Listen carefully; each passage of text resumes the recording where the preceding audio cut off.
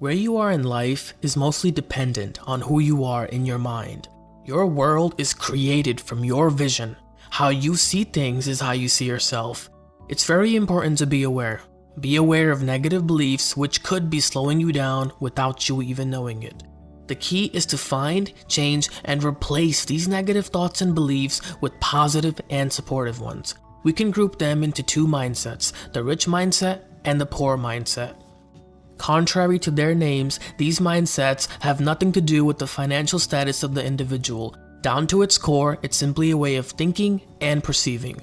It's clear two different people can look at the same thing and see it differently. One person can look at a Ferrari and think, that's such a beautiful car. The owner must have worked really hard to get it. One day, I'll own one too.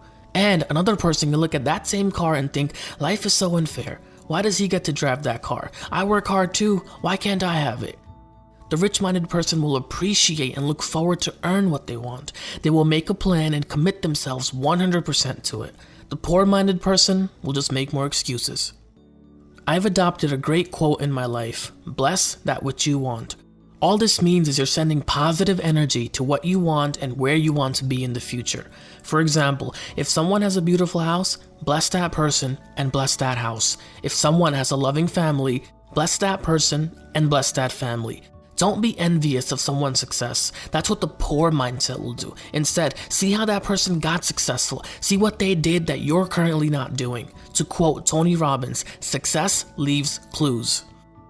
The poor-minded usually have a negative relationship with money as well. They view money as evil or bad. They view the rich as selfish people who only care about themselves. Now, are there rich people who only care about themselves? Yes. Are there poor people who only care about themselves? Yes. My point is, money itself is not evil. Money just makes you more of who you already are. To paraphrase Robert Kiyosaki from Rich Dad Poor Dad, it's not the love of money, but the lack of money that's the root of all evil. To be rich-minded is to be kind, to spread love and help others in need. It's to take responsibility for your actions or the lack of. Rich-minded individuals have a growth mindset, which means they're constantly growing and changing into better people each and every day. They know that what they learned in the past won't entirely prepare them for the future. They strive on evolving. They seek out mentors to coach them. They seek out books and courses to expand their horizons. The poor-minded believe everything happens to them. They believe money will come by itself and all their problems will be fixed without them changing anything.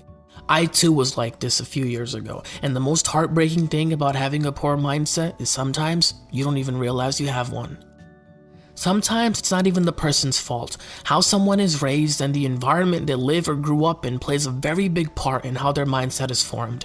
Once I became aware of my poor state of mind, I committed myself to change. I looked inside and asked myself what I truly wanted in life. Then I looked at my beliefs and realized they were not aligned with my goals and who I wanted to be as a person.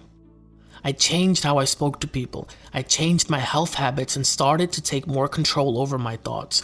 Instead of looking at failure as defeat, I looked at failure as one more way it didn't work. You either win or you learn. I started framing negative events into positive ones. I looked for the good in the bad and I slowly started to appreciate what I have and who I was becoming. We can't control what life hands us, but we can control how we react to it. We can't control what happens tomorrow, but we can do something today that will influence it.